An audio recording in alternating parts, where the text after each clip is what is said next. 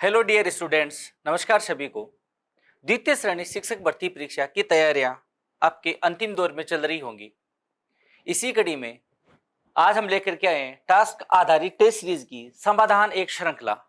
It means Google form के द्वारा आपसे प्राप्त कुछ चुनिंदा क्वेश्चंस जिनको सोल्व करने में आपको थोड़ी बहुत कठिनाइयां महसूस हुई होगी, उन्हीं क्वेश्चंस को हम डिटेल से सोल्व करने जा रहे हैं।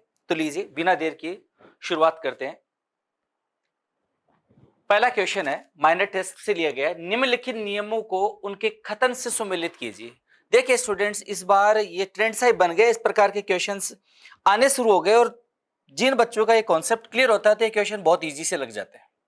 कारण ये है कि इनमें मैच मिसमैच वाले क्वेश्चंस है, तो यदि आपको इसमें दो कॉन्सेप्ट अच्छे से आ रहे हैं, मैच मिसमैच का आराम से क्वेश्चन सोल्व कर सकते हो। फॉर एग्जाम्पल लीजिए हुंड का नियम।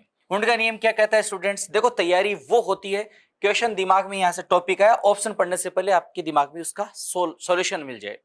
हुंड का नियम ये कहता है कि कक्षकों में इलेक्ट्रॉन का युग्मन तब तक नहीं होगा जब तक प्रत्येक कक्षक में एक एक इलेक्ट्रॉन नहीं आ जाए। समभ्रंश कक्षकों की बात हो रही है, तो अपने को इस प्रकार की कोई बात देखनी है। अफबाउ नियम, एक्चुअली ये सारे नियमों का एक समूह है और जो इलेक्ट्रॉनों की ऊर्जा के बढ़ने की बात करता है। बाकी का इसमें नेक्स्ट स्लाइड पे है।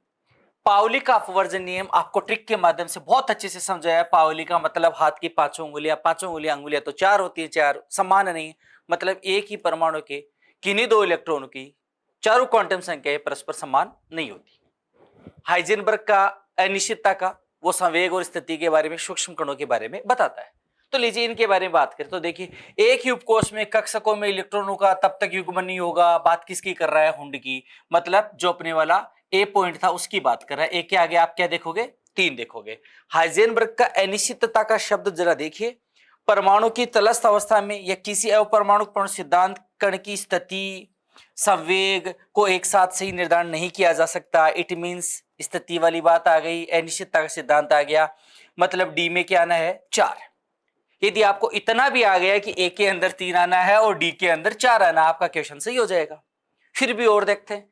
परमाणु की तलस्थ यानी कि ग्राउंड स्टेट में कक्षक की बढ़ती हुई उनकी ऊर्जा के क्रम में भरे जाते हैं।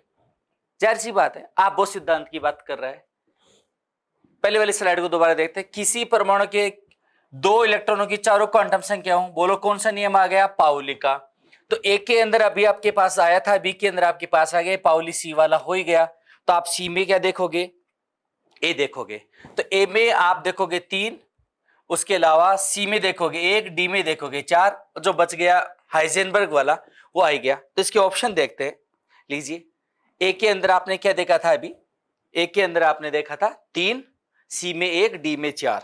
जरा देखो, ए में 3 3 चल रहा है, सी में 1 आ रहा है और डी में 4 आ रहा है। इट मींस इन दोनों ऑप्शनों में से एक है। इसका मतलब आपको 5 चौथे ऑप्शन पर भी जाना पड़ेगा।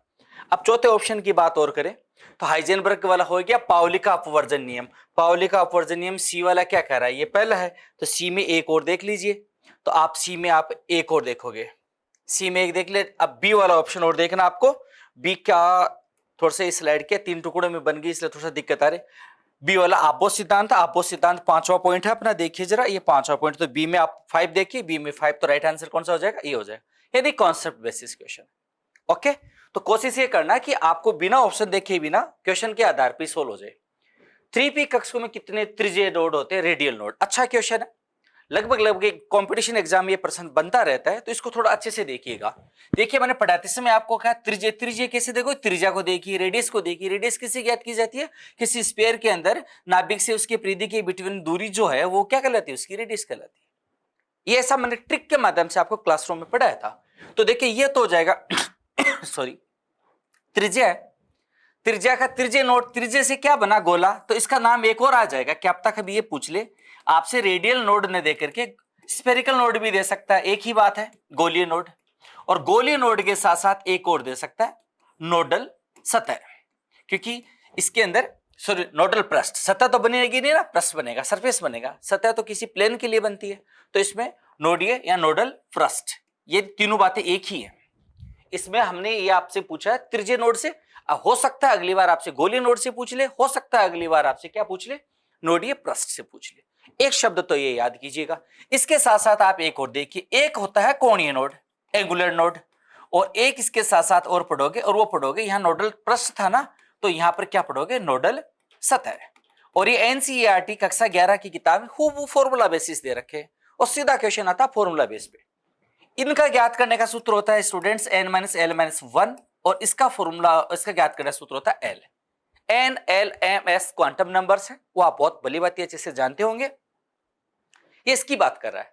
3p कक्षक में ये फॉर्मूला लगाओगे तो 3p, ये 3 किसको रिप्रेजेंट करता है students, n number of cells, मतलब कौन से ऊर्जा स्तर की बात कर रहा है, तीसरे ऊर्जा स्तर की बात कर रहा है। आप ये अच्छे से जानते होंगे एस पी डी एफ के लिए एल के मान फिक्स होते हैं 0, 1, 2 और 3। चूंकि पी है, पी के लिए एल का मान कितना हो जाएगा 1, तो n माइनस एल माइनस 1, तो n का मान मेरे पास 3 है, l का मान p के सापेक्ष 1 है और 1 है, तो एक फॉर्मूले से है, 3 में से 2 गए, कितना बच गया 1। राइट आंसर कौन सा आ जाएगा इसका 1, चाहे वो इस कक्षक के लिए हो। 3px दे दे, 3py दे दे, 3pz दे दे, वो एक कॉमन सी बात है। ओके, आई थिंक ये समझ गए होंगे, इससे रिलेटेड क्वेश्चन आते, बेहद इंपॉर्टेंट क्वेश्चन है, इसमें किसी प्रकार की कोई आपकी प्रॉब्लम्स नहीं होनी चाहिए। चलते नेक्स्ट क्वेश्चन पे। स्टेटमेंट का क्वेश्चन है, अच्छा प्रश्न है, कॉन्सेप्ट बेस पे प्रश्न है। इलेक्ट्रॉन लब्धि एंथैल्पी यानी कि इलेक्ट्रॉन गेन एंथैल्पी का मान वर्ग में इन ग्रुप अप टू डाउन नीचे जाने पर कम ऋणात्मक होता जाता है। देखिए केमिकल लोचा यही हो गया अपने। इस स्टेटमेंट को आप एग्जाम्पल के द्वारा सिद्ध कीजिए, याद कीजिए। तो इलेक्ट्रॉन गेन एंथैल्पी का बेस्ट क्वेश्चन बनता है वो एक तो हेलोजन ग्रुप से बनता है और एक चैल्कोजन ग्रुप से बनता है, उनको अक्सर याद कीजिए। देखिए हेलोजन ग्रुप होता है fluorine, chlorine, bromine and iodine. Electron gain enthalpy आपको बहुत अच्छे से आ रही है हेलोजन्स की, ये क्लोरीन अप चला जाता है, तो क्लोरीन, फ्लोरीन, ब्रोमीन और आयोडीन। देखिए क्या स्टेटमेंट है यहाँ पर कि इलेक्ट्रॉन गेन एंथैल्पी इन एक ग्रुप अप टू डाउन जा रहे हो तो कम ऋणात्मक होती जा रही है। कहां हो रही है, फ्लोरीन सबसे ज्यादा क्लोरीन की है, तो देखो फ्लोरीन से क्लोरीन गए तो कम कहां हुई, ज्यादा ऋणात्मक होगी ना, तभी तो देखो इसको वापस ऊपर ले गए मैं। इसका मतलब ये स्टेटमेंट यहां लागू नहीं हुआ। इससे भी बेस्ट क्वेश्चन स्टूडेंट्स ये तैयार कीजिएगा आप, यहां पर एक चैल्कोजन ग्रुप में आपने ऑक्सीजन, सल्फर, सेलेनियम, टेलुरियम में पढ़ा होगा। तो electron gain enthalpy up to down जाने पर इसमें ध्यान ये रखना कि ऑक्सीजन की सबसे ज्यादा होनी चाहिए थी, बट कहां चला गया ये यहां चला जाता है। इसको याद करना, क्लोरीन तो एक कदम आगे पीछे जाता है, फ्लोरीन जस्ट डाउन जाता है, ऑक्सीजन तो एकदम सा पेंदे पे चला गया। 2 क्वेश्चन बहुत अच्छे से तैयार कर लेना आप लोग इलेक्ट्रॉन गेन एंथैल्पी में। ओके, तो लीजिए अपने यहां से 2 दानों के माध्यम से ये सीख लिया कि electron gain enthalpy up to down जाने पर क्रमिक रूप से कम नहीं होती, फ्लक्चुएशन आ रहा है, कम ज्यादा हो रही है। इट मींस ये स्टेटमेंट क्या है, रॉन्ग है। या तक ठीक। इन क्वेश्चनों में इतना कॉन्फिडेंस आप में होना चाहिए कि आप इन ऑप्शन को ना पढ़ करके यहां तय करो, क्योंकि यहां जाओगे तो लगभग सारे सही से मिलेंगे आपको, ये भी सही लग रहा है, वो भी सही लग रहा है, वो भी सही लग रहा है। लीजिए सेकंड, इसका रीजन या इससे रिलेटेड एक बात और देखते हैं। परमाणु का आकार, size of atom in A group वर्ग में अप टू डाउन नीचे जाने पर बढ़ता जाता है। राइट बात है, अप टू डाउन जाओ तो क्रमिक रूप से बढ़ता है, क्योंकि नंबर ऑफ सेल्स बढ़ते हैं, क्योंकि जोड़ने वाला इलेक्ट्रॉन नाभिक से अधिक दूर होता है। नंबर ऑफ सेल्स बढ़ेंगे तो नाभिक से इलेक्ट्रॉन दूर दूर जाएगा, सीधी सी बात है। इट मींस ये जो आपने एक इसमें एक रीजन दिया है, तर्क दिया है, वो सही है, मतलब ये तो है गलत और ये है सही। ऑप्शन देख लीजिएगा, हालांकि इसकी कोई व्याख्या में इसका कोई रिलेशन नहीं है, तो अपने लिए राइट आंसर इसमें स्टूडेंट्स ये हो जाएगा कि अभिकथन तो गलत है और तर्क क्या है, सही है, बट आपस में इनका कोई रिलेशन नहीं है। तो राइट आंसर कौन सा हो जाएगा, 4th is a right answer. लीजिए नेक्स्ट चलते। वर्नर हाइजेनबर्ग वैज्ञानिक का नाम है, का अनिश्चितता का सिद्धांत का गणितीय रूप है। जाहिर सी बात है क्वेश्चन आपकी एग्जाम से रिलेटेड 1 या 2 बार आ चुका है ये, बट हमेशा गलतियां वही होती है जहां इजी के क्वेश्चन से ज्यादा होते हैं। इजी क्वेश्चन जितने ज्यादा मिलेंगे गलती होने के चांसेस वहां उतने ज्यादा हो जाते हैं, क्योंकि इसमें अगले वाला ज्यादा घुमा ही नहीं सकता। तो अपन जानते हैं हाइजेनबर्ग का अनिश्चितता का सिद्धांत है, वो है स्थिति की अनिश्चितता, मतलब डेल्टा एक्स एंड संवेग, संवेग में एम डेल्टा वी लिख दो, क्योंकि वेलोसिटी में परिवर्तन होता है, मास चेंजेबल नहीं होता है, इक्वल्स टू या slightly greater than H upon 4 पाई। ध्यान रहे यहां गड़बड़ हो रही है, एच अपॉन 4 पाई। अब अगले वाला कुछ ना कुछ इसमें रीजनिंग लगाएगा, ये फॉर्मूला मिला, ये कहीं मिल रहा है क्या, delta x into delta V H upon pi. देखिए एम गायब हो गया, इट मींस ये एम गायब हो गया, इस वजह से नहीं चलेगा। राइट, उसके बाद सेकंड वन देखिए, डेल्टा एक्स और डेल्टा पी, भाई इसको आप पी कह सकते हो, राइट बात है। एच अपॉन 4 पाई था बट स्लाइटली ग्रेटर देन नहीं हो गया, स्लाइटली लेस देन हो गया, इसकी वजह से गड़बड़ हो गया। इन गलतियों को ट्रेस करना सीखो, एग्जामिनेशन हॉल में इनको अंडरलाइन या ग्राउंड में करना सीखो, ताकि आपसे ये सिली मिस्टेक ना हो। सिली मिस्टेक वाले क्वेश्चन है। स्थिति की अनिश्चितता एम इंटू वी, ये भी सही है, ग्रेटर देन एच अपॉन 4 पाई की जगह क्या कर दिया 2 पाई, इसकी वजह से ये गलत है। यदि आप इतने कॉन्फिडेंट हो, यहां तक हो गया, तो चौथा तो अपने आप में सही हो गया। फिर भी इस पर चर्चा करते हैं। एक्स इंटू वी, देखिए मेरे पास क्या था, एम डेल्टा वी था, एम इधर गया क्या, एम इधर है मेरे पास, इक्वल्स टू या स्लाइटली ग्रेटर देन है, ये बात भी सही है। बट देखो यहाँ एच नहीं है, एच क्रॉस है, और एच क्रॉस आप बहुत अच्छे से जानते हो क्योंकि फिजिक्स में भी पढ़ते हो आप लोग। H cross equals to H upon 2 pi, H upon 2 pi लिखोगे तो एच अपॉन 2 इंटू 2 क्या हो जाएगा 4 पाई, और एम के उधर भेजो, मतलब अपना फॉर्मूला सटीक बैठ गया। अच्छा क्वेश्चन था, बट आप लोगों ने शायद को प्रॉब्लम इसके अंदर क्रिएट हुई होगी, मेरे हिसाब से तो प्रॉब्लम लायक क्वेश्चन नहीं था, फिर भी मोस्ट वेलकम। नेक्स्ट देखते हैं, यदि 3 संयोजकता वाला है, वैलेंसी कितनी है 3, 3 संयोजकता वाला धातु का तुल्यांकी भार इक्विवेलेंट वेट 32.7 है, तो इसके क्लोराइड का अणुभार क्या होगा। देखिए जरा, अपने बहुत अच्छे से जानते हैं तुल्यांकी भार इक्विवेलेंट वेट इक्वल्स टू अणुभार, यानी कि मोलिकुलर वेट या एटॉमिक वेट, अणुभार भी कह सकते हो, या यदि परमाणु है तो इसका क्या कहोगे परमाणु भार, एटॉमिक वेट या molecular weight divided by its valency संयोजकता। सबसे बेस्ट फॉर्मूला होता है तुल्यांकी भार ज्ञात करने का, इक्विवेलेंट, ठीक है। तो यदि अणु न होकर के परमाणु की बात करूं तो मैं यहां परमाणु भार लिख दूंगा, एटॉमिक वेट लिख दूंगा, परमाणु भार। तो जरा मुझे इस फॉर्मूले से बताओ परमाणु भार इक्वल टू क्या लिखूं, तो आप कहोगे सर परमाणु भार बराबर तुल्यांकी भार, यहां दे रखा है, कितना दे रखा है 32.7, वैलेंसी आपको बताई रखा है, इसने कितनी दे रखी है 3, तो ये तो हो गया इसका भार जो भी है अप्रोक्सीमेट। देखो एक चीज और मैं बताऊं स्टूडेंट्स, आपको एग्जैक्ट कैलकुलेशन करने की अपने ज्यादा आवश्यकता नहीं पड़ती है, यदि आप स्मार्ट स्टडी कर रखी हो तो। देखो इसको 3 से 3 गुणा करो तो 9 टाइम्स, 3 को 6, 3 दोनों 6, 7 21, मतलब अप्रोक्सीमेट कितना आ गया स्टूडेंट्स 100। एग्जैक्ट तो बाद में देखिए जब बहुत ज्यादा क्लोज ऑप्शन हो, एक बार अपने लगभग जा रहा है। फिर क्या कह रहा है, इसकी किसी एटम की यदि संयोजकता 3 है तो उसका क्लोराइड के ऊपर तो -1 होता है ना, तो बताओ 3+ को कितने क्लोराइड बैलेंस करेंगे, आपको सर हम समझ गए, इसको 3 क्लोराइड बैलेंस करेंगे, MCl3 होगा। तो क्लोरीन का एक का वजन होता है 35.5, इसको 3 बार लिखोगे या 3 से गुणा करोगे, जरा देखो जरा 35.5, ये भी 35, ये भी 35, ये भी 35, 33 होता तो 100 होता है, तो मैं कह दूंगी लगभग 103 के आसपास वजन ये जा रहा है। एक टेंटेटिव आइडिया, एग्जैक्ट अपने को नहीं करना क्योंकि समय बचाना है अपने को। 100 ये हो गया, 103 गैस, मतलब 200 से स्लाइटली जस्ट अबव फिगर कोई आ रहा है क्या अपने ऑप्शन में, जरा देखिए। 68 हो ही नहीं सकता, ये हो ही नहीं सकता, ये हो ही नहीं सकता। देखो कितना इजी कैलकुलेशन हो गया। अब एग्जामिनेशन हॉल में आप पूरा गुणा करने बैठ के 3 एक कम 3, 3 दोनों 6, तब भाई देखो समय थोड़ा सा कम पड़ जाएगा आप। तो स्मार्ट तरीके से इसको सोल्व कीजिए, कॉन्सेप्ट क्लियर है। धातु या कोई धातु दे रखा है, धातु के ऊपर 3 संयोजकता है, क्लोरीन के ऊपर -1 होता है, इसका अणुसूत्र बनाओगे MCl3 प्रकार का है ये। इसका अणुभार कैसे ज्ञात किया, तो परमाणु भार बटा संयोजकता तुल्यांकी भार दे रखा है, इसको इससे गुणा किया, इसका परमाणु भार इसका आ गया, इसका परमाणु भार इसे ज्ञात कर दिया, 3 क्लोरीन का जोड़ दिया, संपूर्ण का अणुभार आ गया, संपूर्ण अणुभार कितना आ गया 204.6। ओके, बिना ज्यादा कैलकुलेशन किए हुए। कैलकुलेशन अपने को ज्यादा करनी नहीं है, स्मार्ट तरीका अपनाना, एग्जाम में अपने को समय बचाना है। लीजिए, एनओ बंद ऊर्जा का सही क्रम है। अब देखो बंद ऊर्जा, आप बंद ऊर्जा को बंद क्रम से ज्ञात कर सकते हो, सबसे बेस्ट क्वेश्चन बन गया ये। बंद ऊर्जा को आप किसे ज्ञात कर सकते हो, बंद क्रम से, क्योंकि आप जानते हो बॉन्ड ऑर्डर जितना ज्यादा होगा, जितने ज्यादा आबंद बनेंगे उतनी ही ज्यादा उसके अंदर क्या होगा, बॉन्ड एनर्जी बढ़ेगी। हाँ, तो इसके अंदर देखो एनओ बंद ऊर्जा को आप किसे याद कर लेना, बंद क्रम से याद कर लेना। जितना ज्यादा बॉन्ड ऑर्डर मतलब किन्हीं एटम्स के बिटवीन जितने ज्यादा आबंद बनेंगे ना, उसको तोड़ने के लिए आपको ऊर्जा उतनी ज्यादा देनी पड़ेगी। मतलब बंद क्रम तो इजी तरीके से याद कर सकते हो। अब क्वेश्चन जहां तक मुझे समझ पा रहा हूँ, स्टूडेंट्स के इस क्वेश्चन में ये दिक्कत हुई है कि पॉलीएटॉमिक मॉलिक्यूल इनके आबंद बॉन्ड ऑर्डर हम कैसे ज्ञात करें। डाइएटॉमिक के तो मैंने ट्रिक से पढ़ा रखे, पॉलीएटॉमिक को स्ट्रक्चर से सोल्व कीजिएगा ना। देखो कैसे, मेरे पास 4 स्पीसीज है, एक बार मैं इनको इजी गोइंग तरीके से सोल्व करता हूं। देखो एनओ को कैसे ज्ञात किया, 7 इलेक्ट्रॉन प्लस 8 इलेक्ट्रॉन, ऐसे तो ज्ञात करते हैं।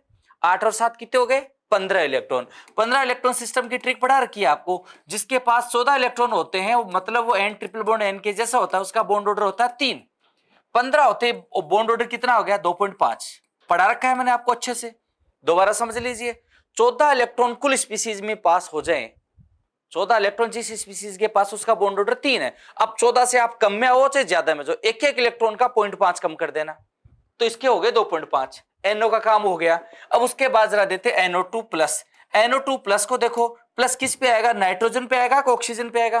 तो आप ये पाओगे कि सर प्लस तो पता नहीं किस पर आएगा, नाइट्रोजन पर आएगा। क्यों आएगा? क्योंकि ऑक्सीजन की इलेक्ट्रोनेगेटिविटी क्या है, ज्यादा है, तो प्लस वो थोड़ा ना रखेगा, वो तो अपनी दादागिरी चलाएगा। तो इसकी स्ट्रक्चर कैसी हो जाएगी भाई, नाइट्रोजन चार आबंध बना सकता है जब उसके ऊपर प्लस आ जाए, अपन जानते हैं अमोनियम आयन में पढ़े। अब जरा देखो नाइट्रोजन ने कितने बंध बना रखे हैं भाई, जुड़ने कुल बंध देख लो 1 2 3 4, जुड़े समूह 2, तो 4/2 मतलब बॉन्ड ऑर्डर कितना आ गया, 2 आ गया।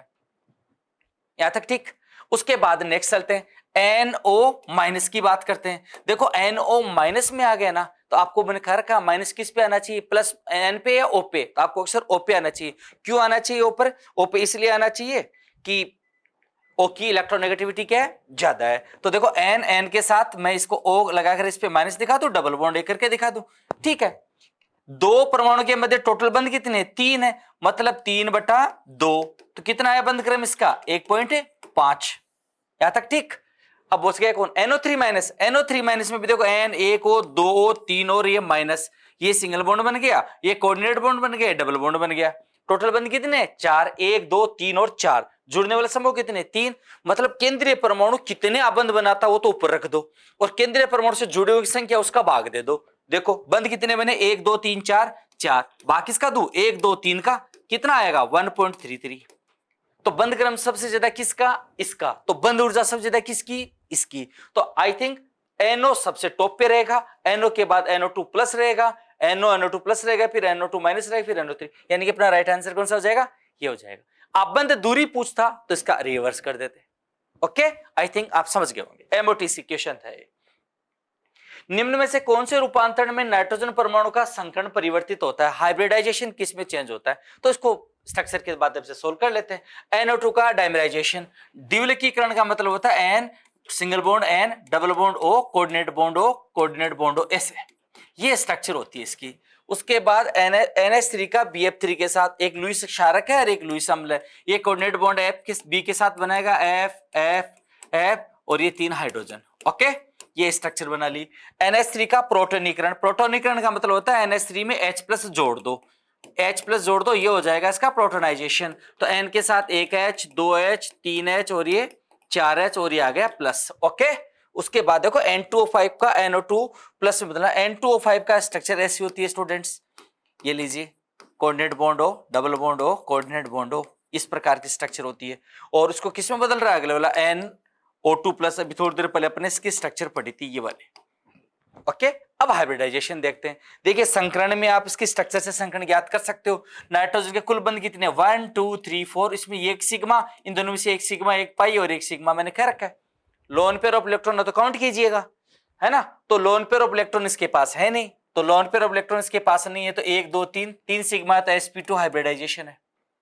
और NO2 के अंदर क्या है, तो N double bond O coordinate bond O, इस प्रकार का था NO2, एक सिंगल, ये इसी प्रकार का एक सिग्मा, 2 सिग्मा और एक सिग्मा में काउंट होता है, 3 सिग्मा, तो संकरण कौन सा हो जाएगा, sp2। पढ़ा रखा है मैंने आपको अच्छे से, पहले sp2 था अब भी sp2 है। नाइट्रोजन का हाइब्रिडाइजेशन नो चेंज।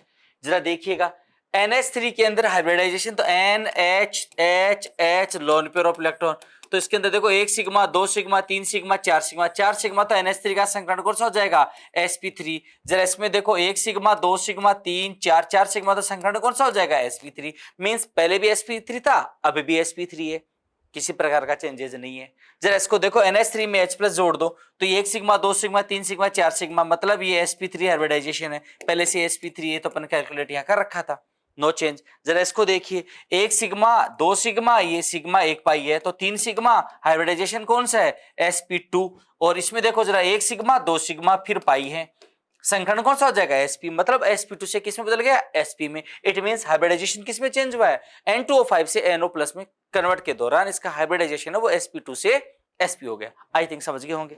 जरा देखते हैं नेक्स्ट क्वेश्चन। नेक्स्ट क्वेश्चन आपके लिए बंद कोण का सही क्रम है। वही बात आ गई फिर से। बंद कोण को आप स्ट्रक्चर के द्वारा देख लीजिए, इसकी बॉन्डिंग के द्वारा देख लीजिए। देखो CO2 का बंद, देखो क्वेश्चन आने का बेस्ट तरीका ये, कहीं से स्टार्ट करो, पहले इसकी स्ट्रक्चर बना डालो।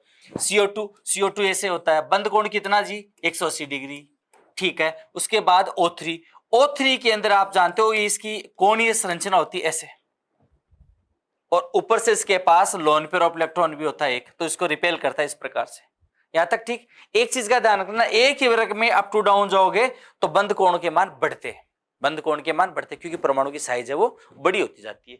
तो देखो O3 हो गया, उसके बाद SO2 और O3 भाई तो है। देखो O3 को मैं O2 लिख सकता हूं और इसको SO2 लिख दूं, बात तो एक ही है। तो ऑक्सीजन का वर्ग तत्व कौन सा, सल्फर के बाद सेम टू सेम स्ट्रक्चर आ रही, जरा देखिए।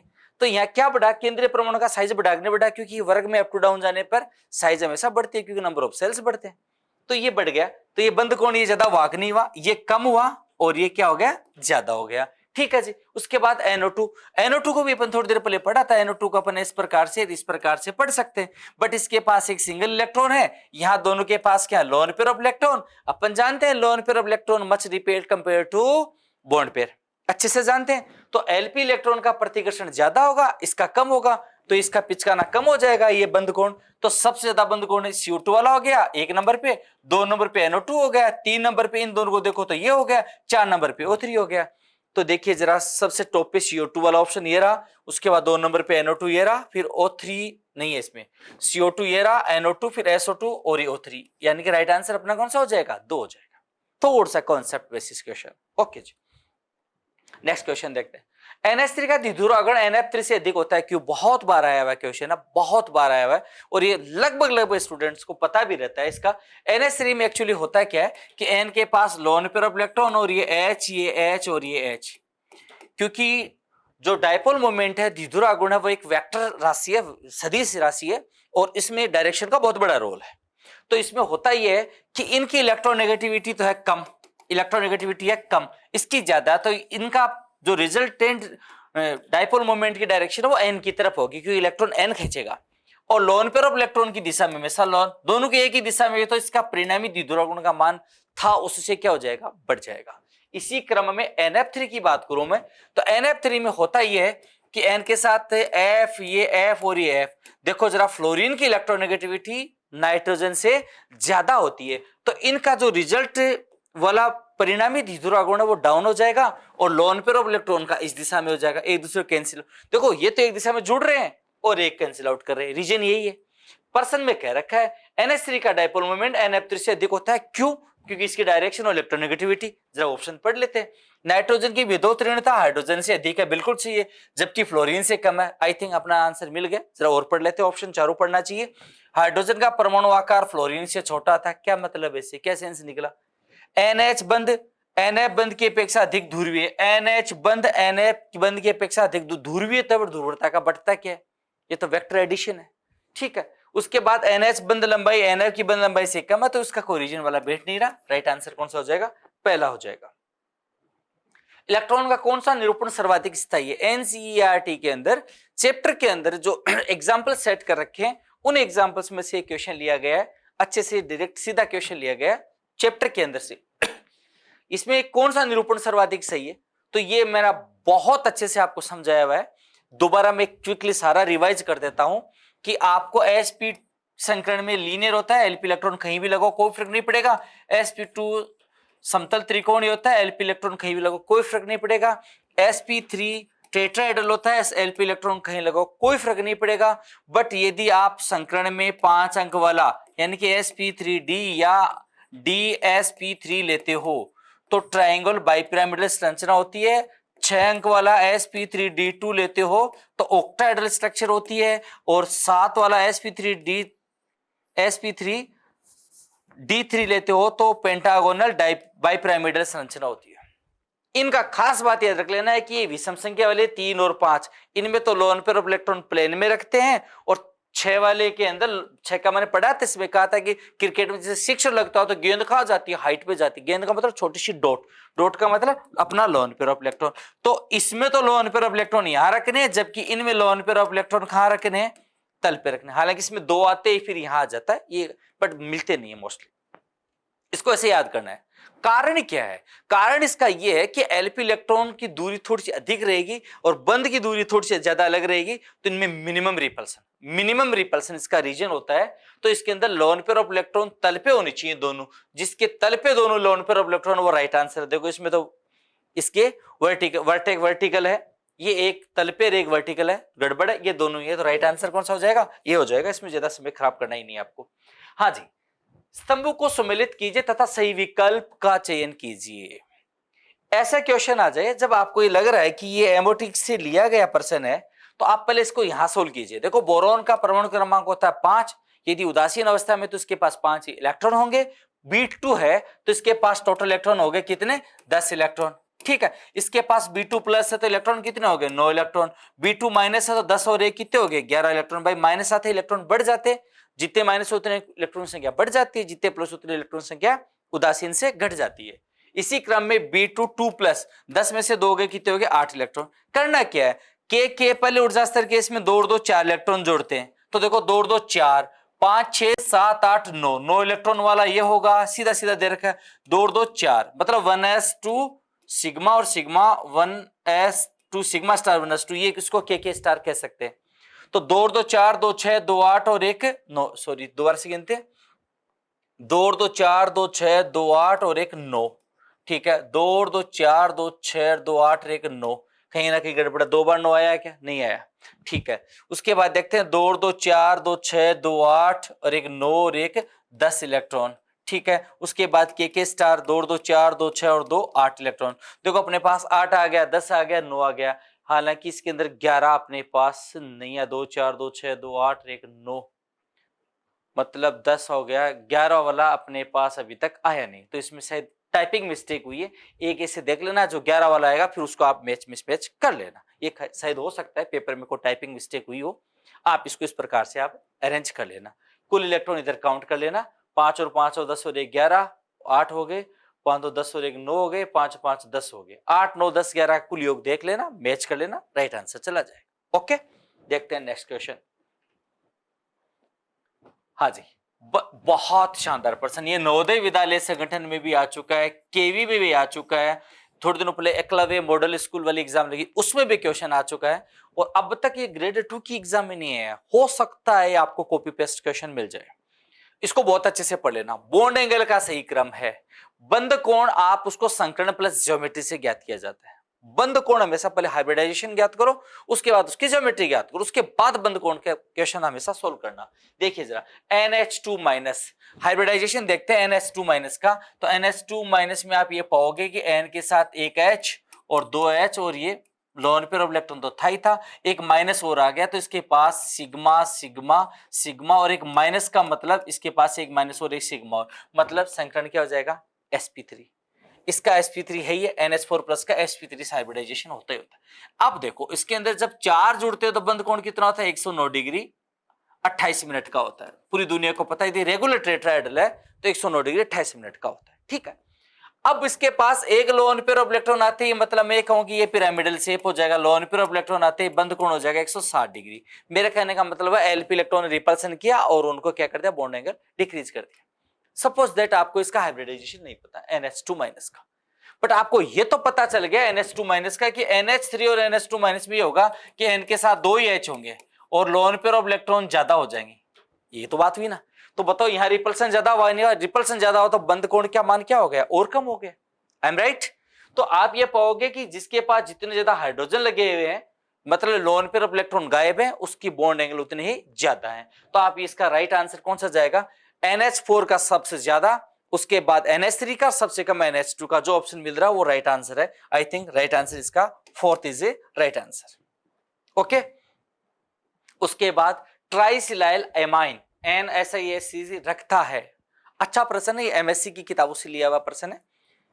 इसको आपको बहुत अच्छे से पढ़ना पड़ेगा। देखो इसके 3 भाई होते हैं, इसको ऐसे देखिए, ये तीनों ही क्वेश्चन तैयार कर लेना, नोट्स में आपको लिखवाए हुए हैं। एक NH3, एक N, 3 H लगे हुए हैं N के साथ। अब H की जगह मैं क्या कर दूं, CH3 लगा देता हूं। देखिए N के साथ CH3, CH3 और ये CH3, इसके पास भी लोन पेयर ऑफ इलेक्ट्रॉन है, इसके पास भी लोन पेयर ऑफ इलेक्ट्रॉन है। इसी प्रकार सिलाइल की बात कर रहा है, अब कार्बन की जगह सिलिकॉन लिख रहा है अगले वाला SiH3, कार्बन की जगह सिलिकॉन ले सकता, बट जैसे ही कार्बन की जगह सिलिकॉन लेगा तो कार्बन तो है आवर्त सारणी के दूसरे आवर्त का तत्व है, और कार्बन के ठीक नीचे सिलिकॉन होता है। अपन जानते हैं ये दूसरे आवर्त का, ये तीसरे के अंदर आते हैं, इसके पास वेकेंट डी ऑर्बिटल आ गए। सेकेंड आवर्त के पास डी ऑर्बिटल होते ही नहीं है, वेकेंट क्या भरे हुए क्या डी ऑर्बिटल ही नहीं होते, बट तीसरे आवर्त के पास वेकेंट डी ऑर्बिटल होते हैं। तो होता यह है कि इसके लोन पेयर ऑफ इलेक्ट्रॉन इसके वेकेंट जो डी कक्षक है ना खाली है, उनके साथ इंटरेक्शन करते हैं इस प्रकार से।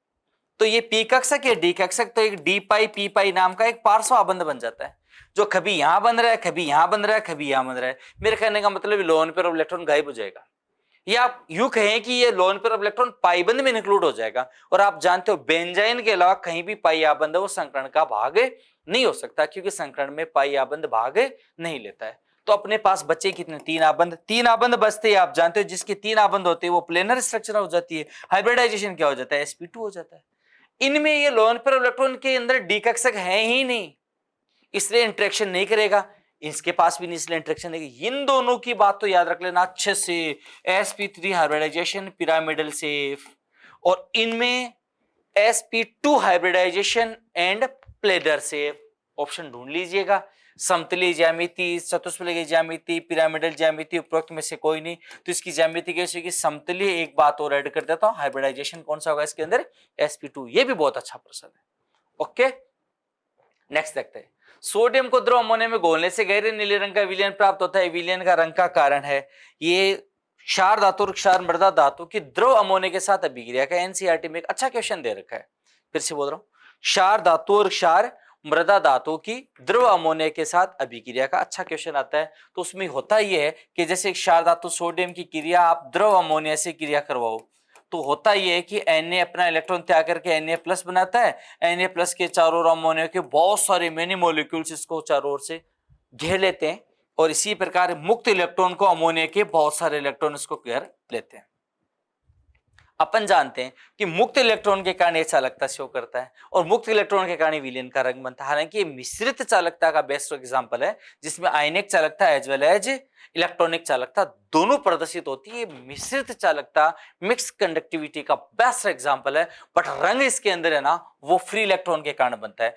थोड़ी देर बाद ये विलयन रखा जाए तो ये अपने आप ब्रॉन्ज कलर का हो जाता है, मटमेला रंग हो जाता है। कारण ये होता है कि ये मुक्त इलेक्ट्रॉन विलयन में नष्ट हो जाते हैं। क्यों हो जाते हैं, क्योंकि अमोनिया है ये अपना हाइड्रोजन त्याग करके H2 के रूप में चले जाते हैं, और एमाइड आयन है वो इस सोडियम के साथ क्रिया करके सोडामाइड बना देता है, इसलिए गायब हो जाते हैं।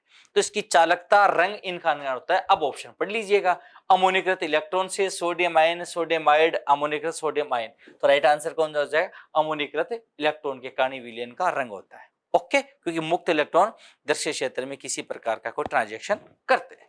ओके जी, नेक्स्ट, निम्न से कौन सी विधि जल की अस्थायी कठोरता दूर करने में, देखो ये तो सीधा क्वेश्चन है, शायद जिसने भी पूछा है वो या तो किताब नहीं पढ़ी या नोट्स नहीं पढ़ी, क्योंकि इसमें तो कोई नई बात है ही नहीं। क्योंकि स्थायी कठोरता और अस्थायी कठोरता आप बहुत अच्छे से जानते हो। स्थायी कठोरता तो कैल्शियम और मैग्नीशियम आयन के क्लोराइड और सल्फेट की वजह से होती है, अस्थायी कठोरता बाइकार्बोनेट की वजह से होती है, और इनको क्लार्क विधि या उबाल करके सोडियम कार्बोनेट से क्रिया करके इनके द्वारा आप दूर करते हो। ठीक है, इसके अलावा संश्लेषित रेजिन विधि, कैल्गोन है ना, कैल्शियम हाइपोक्लोरेट, और ये कौन सा कैल्शियम फॉस्फेट से, और आयन विनिमय विधि, ये तीनों विधि कौन सी स्थायी कठोरता दूर करने वाली। तो सीधा एग्जाम्पल बेसिस क्वेश्चन है। नेक्स्ट देखते हैं, HbO3 को गर्म करने पर कोई कंपोनेंट X बनता है, जिसको और ज्यादा गर्म करने पर Y बनता है। सीधी सी बात है, गर्म करेगा तो इसमें वाटर मॉलिक्यूल रिमूव करो, 3 हाइड्रोजन है 1 ऑक्सीजन है।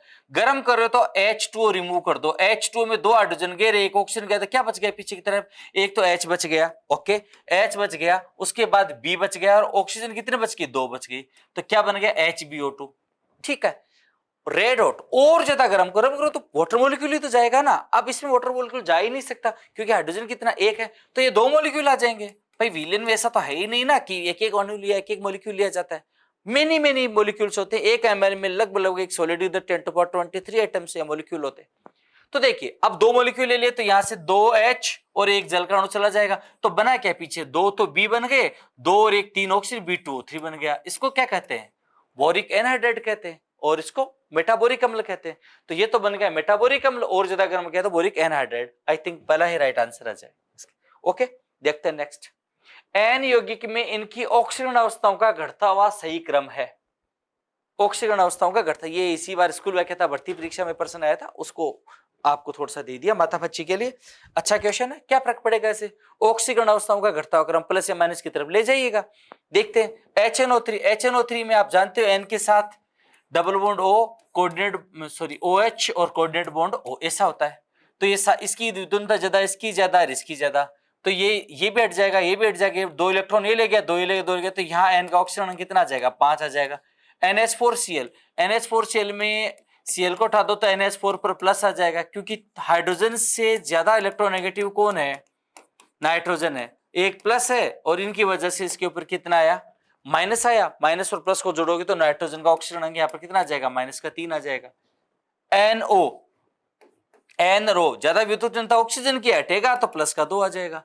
N2 सेम इलेक्ट्रोनेगेटिविटी के हैं, टूटेगा तो 0 आ जाएगा। हाईएस्ट प्लस वाला कौन सा है? ये है। इससे कम वाला ये, फिर 0 है, ये माइनस है। मतलब HNO3 उसके बाद NO उसके बाद N2 उसके बाद NH4Cl, HNO3 उसके बाद NO फिर N2 और NH4Cl। राइट आंसर कौन सा हो जाएगा? थर्ड हो जाएगा। समझ जाओगे, इलेक्ट्रोनेगेटिविटी से क्वेश्चन है।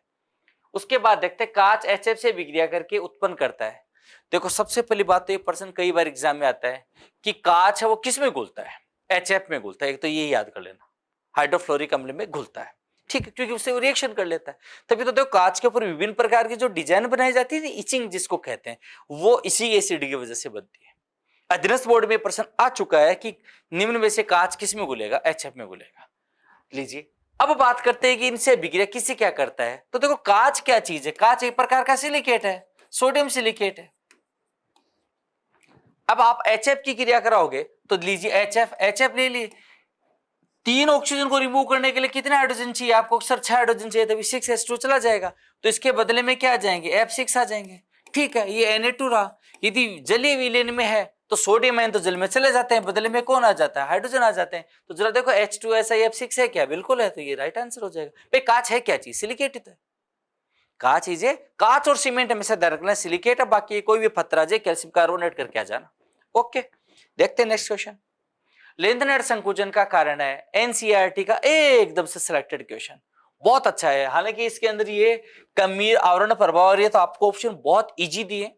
एक बार स्कूल में क्या था भर्ती परीक्षा में यही क्वेश्चन था, उसमें इतने दे रखे कि यही सही है, यही सही, यही सही। फिर भी एनसीईआरटी की एक लाइन दे रखी थी कि लेंथेनाइड संकुचन का मुख्य कारण है वो संयोजी कोश के इलेक्ट्रॉनों का परस्पर दुर्बल परिरक्षण है। एकदम से पिन पॉइंट लाइन है, और पिन पॉइंट लाइन याद कीजिए, एफ कक्षकों का नगण्य आवरण प्रभाव। हो सकता है आपको इस एग्जाम में अगले आने वाली आपकी पेपर के अंदर ऐसा मिल जाए कि संयोजी कोश के इलेक्ट्रॉनों का अपूर्ण आवरण प्रभाव, तो भी बात वही है, एफ इलेक्ट्रॉन संयोजी इलेक्ट्रॉन ही होते हैं। ठीक है, नेक्स्ट देखते हैं। Y3 plus La3 plus EU3 plus आयनिक त्रिज्या है। देखो ये 3 तो लेंथेनाइड संकुचन वाले ही है। लेंथेनाइड संकुचन आप जानते हो कि लेंथेनियम से ल्यूटिशियम तक जाओगे तो आयनिक त्रिज्या में 3+ आयनों की आयनिक त्रिज्या में क्या आती है? कमी आती है। देखो प्रश्न बहुत अच्छा है, 3+ बना दिया। ये तो उदासीन होता तो बीच में फ्लक्चुएशन आता है यूरोपियम में, गैंडोलियम में, है ना। तो 3+ आयनों में क्रमिक रूप से कमी आती है, जिसे लेंथेनाइड संकुचन कहते हैं। अच्छे से जानते हो। तो आयनिक त्रिज्या का सही क्रम है, मतलब ये वाली बड़ी आयनिक त्रिज्या होगी लेंथेनियम 3+, यूरोपियम इनके बीच में आता है तो यूरोपियम की ज्यादा होगी, और ये आ गया ल्यूटिशियम की ज्यादा होगी। 3 तो हो गए यहां से। अब देखते हैं ये इट्रियम कहाँ है। तो इट्रियम तो आप ये पाओगे कि ये 4f श्रेणी है, तो इट्रियम तो यहाँ पाया जाता है इनसे ठीक ऊपर वाले, ये इट्रियम, जर्कोनियम, नेबोलियम, मोलिब्डेनम ऐसे, तो ये इससे ऊपर है, ये इससे ऊपर है। बट इनसे यहां तक जाओगे तो इसमें लेंथेनियम की ठीक बात है, लेंथेनियम संकुचन लग गया ना, तो इनकी साइज क्या हो गई? बढ़ गई। ठीक है, बट इसकी तुलना में इसको देखोगे तो इसकी साइज क्या रहेगी? छोटी रहेगी, क्योंकि भाई ये तो जस्ट ऊपर स्थित है ना, अप टू डाउन जाओ तो साइज बढ़ती है। तो इनमें छोटी वाली कौन सा हो जाएगा? इट्रियम। तो जरा मिला लीजिए, इट्रियम को अलग कर दीजिए, लेंथेनियम के बाद यूरोपियम, अच्छा उल्टा दे रखा है तो आप इसको इस क्रम में दे रखा, तो इसको इस क्रम में Lu से ज्यादा Eu, EU से ज्यादा क्या बना देना, La3+ बना देना। ये क्रम आ गया, La3+, कहां चला गया, Lu3+, EU3+, Lu, EU और La, ये रहा स्टार्टिंग में। तो राइट आंसर कौन सा हो जाएगा ये, क्योंकि भाई इनसे तो इनकी साइज बड़ी है ना, ये तो ठीक इससे पहले वाले आवर्त में स्थित है ट्रियम। ओके, तो इसको थोड़ा सा देख लेना। लेंथ नेट से पूछा गया तत्वों का समूह जिसमें बाह्य डी कक्षों में 5 इलेक्ट्रॉन होते हैं। ये 2 बार आरपीएससी में आ चुका है। ये पीवाईक्यू है, प्रीवियस ईयर का क्वेश्चन है आपके लिए, ग्रेड 2 का नहीं है, फिर भी आपको पढ़ना पड़ेगा, एग्जाम होती है। ठीक है, तत्वों का समूह जिसके बाह्य डी कक्षों में 5 इलेक्ट्रॉन। अपन क्या थोड़ा सा रट लेते हैं, रट इसलिए लेते हैं कि 3D श्रेणी लगभग स्टूडेंट को याद रहती है। तो scandium, titanium, vanadium, chromium, manganese. अब क्रोमियम में आप जानते हो कि डी में कितना हो जाएगा 5 और एस में कितना आ जाता है 1, ये पढ़ते हो आप लोग। अब क्रो का एक सीरीज याद है, क्रो के बाद आपने क्रोमियम का क्रोमिस्को ऐसा कुछ याद कर रहा है, CrOW क्रो, फिर मैंने W को यहाँ बैठाया था, आपको याद करवाता मोलिब्डेनम और टंगस्टन, ऐसे पढ़ा था टंगस्टन। तो अब स्टूडेंट क्या सोचता है कि एक ही वर्ग के तत्व तो इलेक्ट्रॉनिक विन्यास सेम, जरूर थोड़ा है।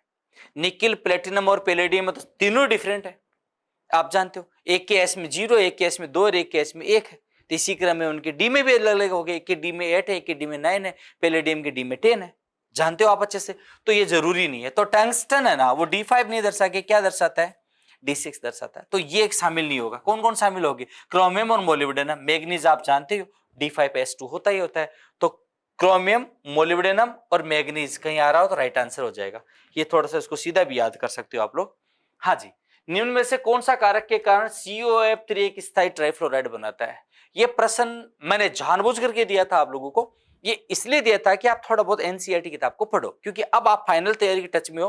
तो अब आप एनसीईआरटी को एक बार स्किप कर रहे हो, आप अपने नोट्स जो सारगर्भित नोट्स बना रखे आप उनको पढ़ रहे हो, तो अच्छी बात है। तो इसमें मैं सीधा ही बता देता हूं, इसके अंदर इसके 2 भाग आते हैं, एक तो COF3 आता है और एक COF6 आता है। क्योंकि आपने पढ़ रखा है कि फ्लोराइड है ना, वो क्रोमियम और कोबाल्ट इनके साथ हाईएस्ट बॉन्ड बनाता है, तो ये F6 ऐसे बनाता है। भाई कोई भी डी ब्लॉक की धातुएं ऑक्सीजन और फ्लोराइड के साथ ही सर्वाधिक उच्च ऑक्सीजन अवस्था प्रदर्शित करती है, पढ़ रखा आपने।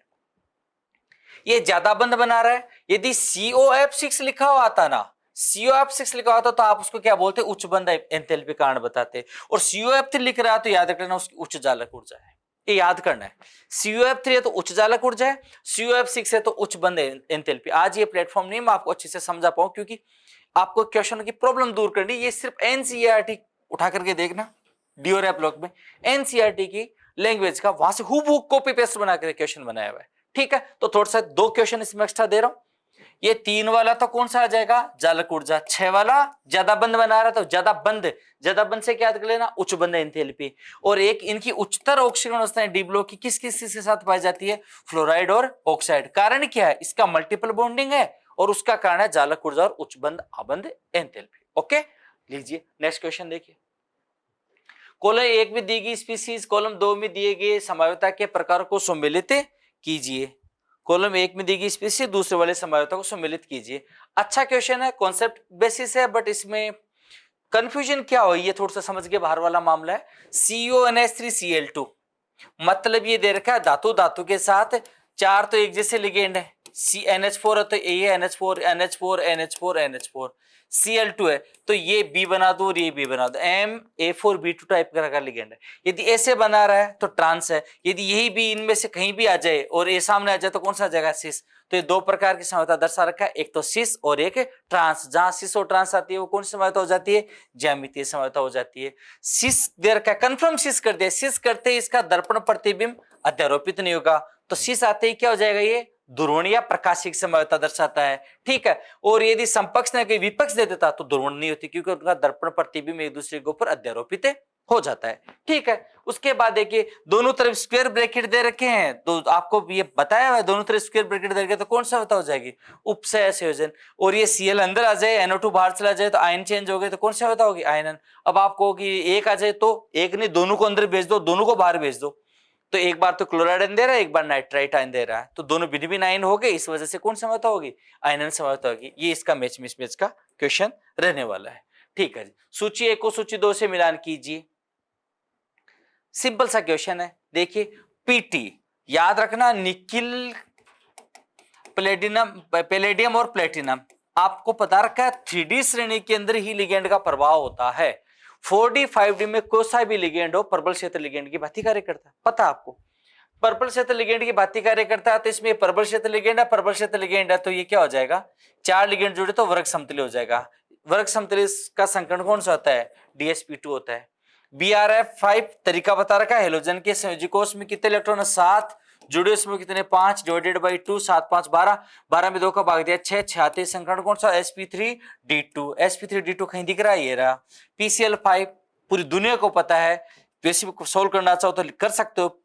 फास्फोरस के संयोजी कोष में 5 5 और 10, 10 में भाग दिया 2 का 5, 5 से क्या बना, sp3d, और ये 6 दिख रहे हैं, तो बचा हुआ 6 वाला कौन सा हो जाएगा, d2sp3, क्योंकि स्ट्रॉन्ग फील्ड लिगेंड है, तो आंतरिक डी कक्षों का सहयोग शामिल होंगे, d2sp3, इस प्रकार का कॉम्बिनेशन इसमें बैठ जाएगा। ठीक है जी। चुंबकीय आघूर्ण के सही क्रम है, मैग्नेटिक मोमेंट हमेशा अनपेड इलेक्ट्रॉन पर निर्भर करता है, number of unpaired electron. Unpaired electron तो आपको इसमें कैलकुलेट करने पड़ेंगे।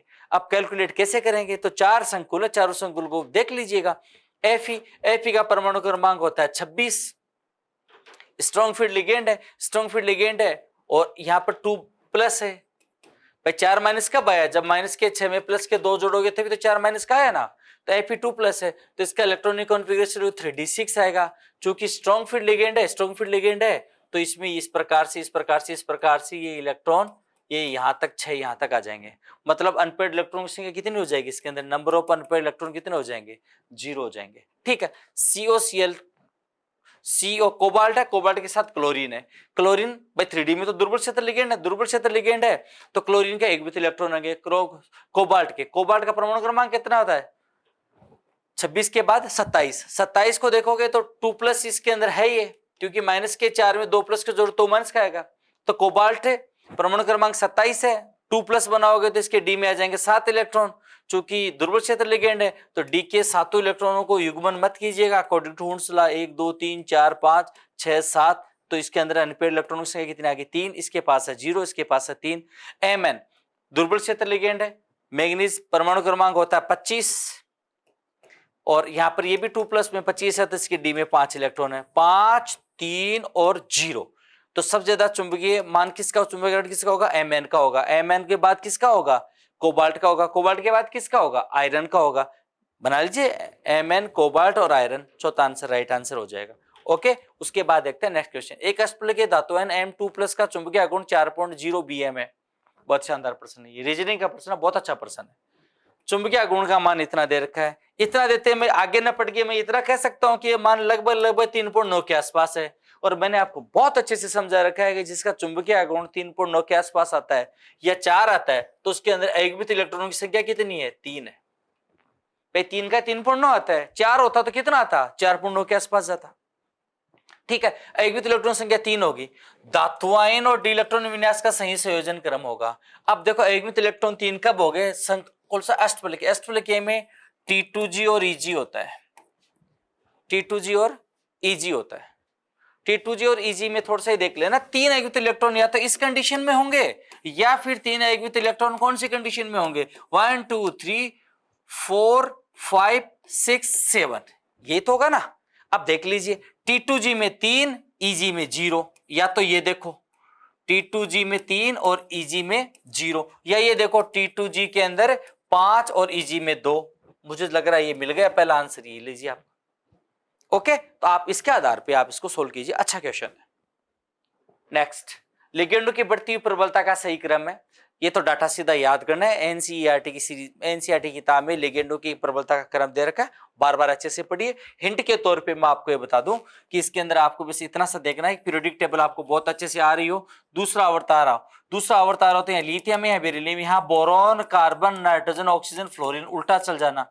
हेलोजन से ज्यादा प्रबलता ऑक्सीजन की होती है, दाता परमाणु की बात कर रहा हूं। ऑक्सीजन से ज्यादा नाइट्रोजन की होती है, नाइट्रोजन से ज्यादा किसकी होती है, कार्बन की होती है। इसके आधार पे आप तय कर लीजिएगा, ठीक है। हालांकि इसका राइट आंसर हो जाएगा ये, इसके आधार पे देखो भाई, इसमें हेलोजन को दाता परमाणु नहीं, ऑक्सीजन दाता परमाणु ऑक्सोलेटो में है जल में, उसके बाद नाइट्रोजन दाता परमाणु देखोगे, इन तीनों में नाइट्रोजन दाता परमाणु। ओके, इसमें एक कॉम्प्लेक्स भी बन जाता है। ओके, निकिल 2+ का अष्टप्लगीय संकुल सदैव। अब देखो निकिल 2+ की बात कर रहा है सदैव, भाषा बाद में पढ़ेंगे। निकिल का परमाणु क्रमांक होता है 28, इलेक्ट्रॉनिक कॉन्फ़िगरेशन लिखोगे 3d8 4s2, यही तो होता है। 2+ बनाओगे गायब कर दो। अब देखो डी के अंदर अपने पास कितने इलेक्ट्रॉन आ रहे हैं, 8। अब 8 आप दो तरीके से भर सकते हो, यदि वीक फील्ड लिगेंड है तो 8 आप इलेक्ट्रॉन ऐसे भरोगे, प्रबल क्षेत्र लिगेंड है तो 8 इलेक्ट्रॉन कैसे भरोगे। यदि आप युग्मित कर रहे हो तो कर दीजिएगा। यदि आप ऐसा भी करोगे तो इसके पास डी में एक ही कक्षा खाली रहेगा, खाली रहेगा। अष्टप्लगीय संकुल के लिए जरूरी है संकरण में D2sp3 हो या sp3d2 हो। यह तो संभव ही नहीं है, क्योंकि इसके पास 2 डी कक्षा खाली हो सकते हैं क्या? किसी भी सूरत में नहीं हो सकते, किसी भी सूरत में नहीं हो सकते, तो लिगेंड का क्या फर्क पड़ेगा इस पे। अतः ये कभी भी आंतरिक कक्षक संकुल का निर्माण नहीं करेगा। हमेशा कौन सा बनेगा? आंतरिक कक्षक तो तब करता जब उसके पास व्यवस्था होती 2 कक्षक वेकेंट करने की। तो ये कभी भी आंतरिक कक्षक संकुल नहीं बनाएगा। मतलब हमेशा कौन से बनाते हैं? बाह्य कक्षक संकुल बनाते हैं। जरा नेक्स्ट देखते हैं, निम्नलिखित में से कौन सा संकुल चुंबकीय क्षेत्र में सर्वाधिक आकर्षित करेगा? नंबर ऑफ अनपेड इलेक्ट्रॉन जिसके पास ज्यादा होंगे उतना ज्यादा आकर्षित करेगा। जिंक 2+ में है, जिंक का परमाणु क्रमांक 30 होता है, 3d10 4s2 होता है, तो 3d10 4s2 2+ के रूम में चला गया। इसके पास d10 इलेक्ट्रॉन है, अनपेड इलेक्ट्रॉन की संख्या है 0। कोबाल्ट, कोबाल्ट का परमाणु क्रमांक होता है 27, 27 में d7s2 होता है, 3 इलेक्ट्रॉन ले जाओगे तो d में 6, d में 6 स्ट्रॉन्ग फील्ड लिगेंड है। देखेंगे अनपेड इलेक्ट्रॉन कितना आता है। कोबाल्ट 2+ के अंदर आ जाएगा, इसके अंदर डी में 7। उसके बाद आ रहा है निकिल, निकिल आ रहा है 2+, निकिल 2+ 28, डी में आ रहा है कितना? 8। यहां तक ठीक है। डी में कितना आ रहा है? 8। अब एक चीज और देखना, कोबाल्ट यदि 3+ होता तो H2 स्ट्रॉन्ग फील्ड लिगेंड की बात कार्य करता। अब अपन देखते हैं इसके अंदर, ये लीजिए 1 2 3 4 6 है, कितने? 5 और ये 6, एन का मान कितना है? 4। बट ये स्ट्रॉन्ग फील्ड लिगेंड है, स्ट्रॉन्ग फील्ड लिगेंड 2 कक्षा खाली करो, ये यहां भेज दो, अनपेड इलेक्ट्रॉन नहीं है, तो सबसे ज्यादा आकर्षित कौन करेगा? COH2, क्योंकि ये वीक फील्ड लिगेंड है। कब? जब कोबाल्ट 2+ है। कोबाल्ट यदि 3+ होता तो oxygen donating ligand strong field ligand की बात कार्य करते हैं। अपवाद है, याद रख लेना। हालांकि 2+ दिया तो कोई दिक्कत ही नहीं है। ठीक है, निम्नलिखित में से किसकी प्राथमिक संयोजकता 2 है? प्राथमिक संयोजकता का मतलब है किसी केंद्रीय धातु परमाणु के साथ ऋणावेशित लिगेंड कितने जुड़े हैं, यदि उनको हटा दो लिगेंड काउंटर आयन हो तो उस पर कितना चार्ज बनता है, वो इसकी संयोजकता है। देखिए जरा, ये 2 हटा दो तो इसके ऊपर प्लस का 2 आता है, ये 3 हटा दो तो प्लस के 3 आता है, ये 3 हटा दो तो प्लस के 3 आता है, ये 2 और 1 3 हटा दो तो प्लस के 3 आता है। पूछ क्या रहा है? प्राथमिक संयोजकता 2 है, मतलब ये और ये तो हटा ही नहीं सकते, बट एक कटावा माने तो ये एक और 2 हटेंगे तो कितना है? 2+। मतलब कुल कितना नियमनिष्ठ धनावेश आता है, ऑक्सीजन अंक आता है, वो इसकी प्राथमिक संयोजकता होती है। नंबर ऑफ कोऑर्डिनेट बॉन्ड होते हैं उसकी द्वितीयक संयोजकता, वर्नर का सिद्धांत है। ओके, तो राइट आंसर कौन सा हो जाएगा? ये हो जाएगा। जरा देखते हैं, टमाटर का लाल रंग, ये पाई इलेक्ट्रॉन का डीलोकलाइजेशन है, सीधा याद कीजिएगा। एजो समूह के लिए N2 पाई स्टार, देखो ये अच्छा प्रश्न है। N, ये सिग्मा, ये फिर पाई, उसके बाद ये नॉन बॉन्डिंग, फिर ये पाई स्टार, ये फिर सिग्मा स्टार, ऐसा कुछ पढ़ रखा आपने। तो देखो डबल बॉन्ड आ रहा है, एजो समूह का मतलब ये होता है एजो समूह। डबल बॉन्ड का ये और ये तो हो ही नहीं सकता, अब वो 200 जाता है, अपन जानते हैं। अब देखिए N2 पाई स्टार है, N2 पाई स्टार मतलब कम ऊर्जा, ऊर्जा जिसकी कम होती है उसका तरंग दैर्ध्य क्या हो जाता है? ज्यादा हो जाता है। ज्यादा हो जाता है तो राइट आंसर कौन सा हो जाएगा? ये हो जाएगा। IR स्पेक्ट्रम में अक्सर प्रयुक्त होने वाली आवृत्ति परिक्षेत्र, जिसमें तरंगदैर्ध्य व्यक्त करने के लिए आवृत्ति परिक्षेत्र होता है। देखो IR का 2 ही मामला है। मेन IR होता है ना, वो 1500 से 4000 होता है सेंटीमीटर। फिंगरप्रिंट रीजन होता है 669 से 1500 सेंटीमीटर इनवर्स। स्टूडेंट इसको बहुत अच्छे से याद करना है, फिंगरप्रिंट रीजन। और ये टोटल दोनों को मिला दो तो संपूर्ण 669 से लेकर के 4000 तक, इसके आसपास का कोई भी इलाका हो देख लो, तो आप 1500 से 400, 4000 से 600, 2000, 3000, तो राइट आंसर मिल गया सीधा सीधा। ओके, ये डाटा बेसिस क्वेश्चन है। APCN6 3- APCN6 4- APSCN2+ और APH2 3+ की AP की ऑक्सीजन संख्या क्रम से होगी। यह क्वेश्चन हमारी टाइपिंग मिस्टेक की वजह से काफी ऑब्जेक्शन में आया था। एक्चुअली मैंने जैसा क्वेश्चन देना चाह रहा था वैसा टाइप नहीं हो पाया, हमारी मानवीय त्रुटि मानवीय भूल हो गई थी। आज मैंने इसको सुधार लिया। क्वेश्चन में यहाँ जो गलती करवाना चाह रहा था आप लोगों से, आप लोगों को यहाँ से कुछ नया याद करवाना चाह रहा था, वो चीज आज मैं इसको ठीक कर रहा हूं। देखो ऑक्सीजन अंक पूछ रहा है -6 CN पे, -6 तो -6 में इसके कितने जोड़ों की, -3 आ जाए, +3 Cn माइनस के 6 में कितना जोड़ोगे माइनस के 4 आ जाए प्लस का 2।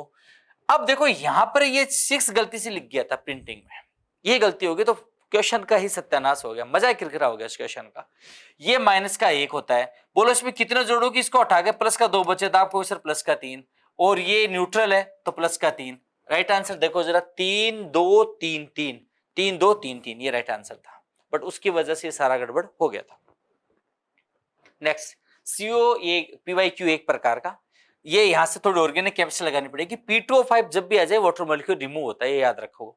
अब रिएक्शन करके फिर पूछ रहा आपसे, तो ये एमाइड है, ये NH2, इसकी P2O5 से क्रिया करवा दी ना तो ये जल का अणु ले जाएगा, जल का अणु ये चला जाएगा, जल का अणु जैसे ही जाएगा तो CH3C ट्रिपल बॉन्ड N आ गया।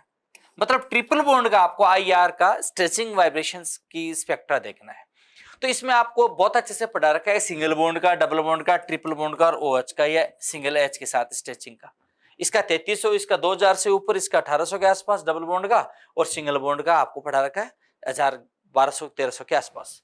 तो ट्रिपल बॉन्ड का किसके पास आ जाएगा, 2200 के पास, कोई नियर बाई ऑप्शन ही नहीं है। इसमें एक अच्छा क्वेश्चन याद रखना है, कार्बोनाइल कार्बन की जो 1680 के आसपास 1720 के आसपास ये डेड कीटोन का होता है, वो डाटा अच्छे से याद कर लेना, नोट से याद कर लेना, डाटा याद करना है। एमिलोज और एमिलोपेक्टिन, एमिलोज है उसमें अल्फा ग्लाइकोसिडिक आबंध पाया जाता है, 1,6 की बिटवीन पाया जाता है। एमिलोपेक्टिन एक शाखित बहुलक है जिसमें 1,4 अल्फा ग्लाइकोसिडिक आबंध पाया जाता है, 1,6 अल्फा ग्लाइकोसिडिक आबंध पाया जाता है ब्रांच बनाने के लिए। तो ये दोनों बातें इसी एक में मैच खा रही है, बाकी के नहीं खा रहे हैं, अच्छे से पढ़ लेना, समझ में आ जाएगा।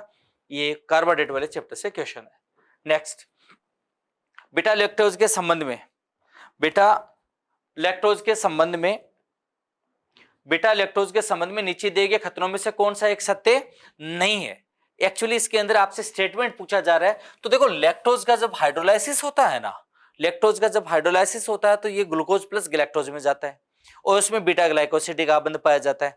बिल्कुल ये दो बातें देखनी है आपको। तो देखो लैक्टोज के जलटन करने पर ये ग्लूकोज तथा गैलेक्टोज के बराबर मात्रा प्राप्त होती है। आपसे देखो पूछ क्या रहा है, सत्य कथन नहीं है, ट्रू स्टेटमेंट नहीं है, ये पूछ रहा आपसे। तो ये तो सत्य कथन है। ग्लूकोज एक अणु तथा एक गैलेक्टोज का एक अणु मिलकर लैक्टोज बनाते हैं जो कि बीटा ग्लाइक, बिल्कुल बीटा ग्लाइकोसिडिक आबंध है, सही बात है।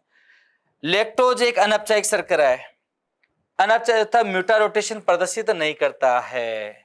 यहां रहिए, सुगर है, सुक्रोज है, सुक्रोज और माल्टोज और लैक्टोज, इनमें आपको बहुत अच्छे से पढ़ाया जा चुका है कि आप सुक्रोज है वो नॉन रिड्यूसिंग शुगर है, बाकी के दोनों कौन सी है, रिड्यूसिंग शुगर, अपचायक शर्करा है। तो ये बहुत अच्छा सा क्वेश्चन सीधा सीधा दे रखा है। तो लैक्टोज अपचायक शर्करा तो है, बट इसके साथ क्या दे, बीटा रोटेशन। एक्चुअली ये बीटा रोटेशन दर्शाता है, ये स्टेटमेंट ही गड़बड़ हो गया। बाकी कहते हो इसमें ना ये आपको बहुत अच्छे से आ रहा है, ये बहुत अच्छे से आ रहा है, ये बहुत अच्छे से आ रहा है। तो यदि आपको ये नहीं पढ़ा हुआ है तो भी आप इसको कर सकते हो। तभी तो कहते हैं ना यदि तीन ऑप्शन आपको आ भी रहे हैं तो चौथा ऑप्शन तो अपने आप ही तय हो गया। ओके, देखते हैं नेक्स्ट क्वेश्चन। कौन सा वसा घुलनशील विटामिन नहीं है? सपोज दैट आपके सारे ऑप्शन नहीं पढ़े हुए, बट आपको इतना पढ़ा है कि फैट सोल्यूबल एडेक ADEK ये दे रखा है। तो देखो प्योर ए दे रखा है, डी दे रखा है, ई दे रखा है। तो ये दे रखा तो सीधी सी बात है, कहीं कॉम्प्लेक्स दिया तो कुछ ना कुछ पार्ट भूलेगा। इसका राइट आंसर वही हो जाएगा अनुभव के आधार पर, क्योंकि तीन ऑप्शन आपको आ रहे हैं। ये स्कूल में क्या था, भर्ती परीक्षा में दे रखा था कैल्सिट्रायोल। अब देखो इससे आपको एक आभास होना चाहिए कि आप आज ही या जब भी आपको समय मिले आपकी तैयारी के दौरान, तो आप बायोमोलिक्यूल्स वाले चैप्टर के अंदर जो आपके विटामिन दे रखे, हालांकि ये बायोलॉजी में पार्ट वाले पार्ट में आपको बहुत ज्यादा अच्छे से आते होंगे, तो आप एनसीईआरटी की किताब उठाइए 12th की, उसके अंदर बायोमोलिक्यूल्स में जाइए। बायोमोलिक्यूल्स के अंदर विटामिन के क्वेश्चंस दे रखे, तो विटामिन के क्वेश्चंस के अंदर आप उसका उनका केमिकल नेम जरूर पड़ेगा। जैसे राइबोफ्लेविन किसका नाम है, ये कैल्सिट्रायोल किसका नाम है, ठीक है। तो इस प्रकार का क्वेश्चन ये डायरेक्ट आपको याद करना पड़ेगा। पूतिरोधी, एंटीसेप्टिक एंड विषग्रामी, डिसइंफेक्टेंट, सूक्ष्म जीवों का विनाश करते तथा उनकी वृद्धि को रोकते हैं। निम्न में से कौन सा कथन सही नहीं, उसको पहचानिए। देखिए क्लोरीन और आयोडीन प्रबल विष संक्रामी की तरफ बिल्कुल किए जाते हैं। बोरिक अम्ल वीक होता है क्योंकि आंखों में पूतिरोधी का काम करता है। हाइड्रोजन पेरोक्साइड दोनों का काम करता है। दोनों विलयन में प्रबल रोगाणुनाशी, प्रबल नहीं है भाई, तो ये राइट आंसर यही आ गया।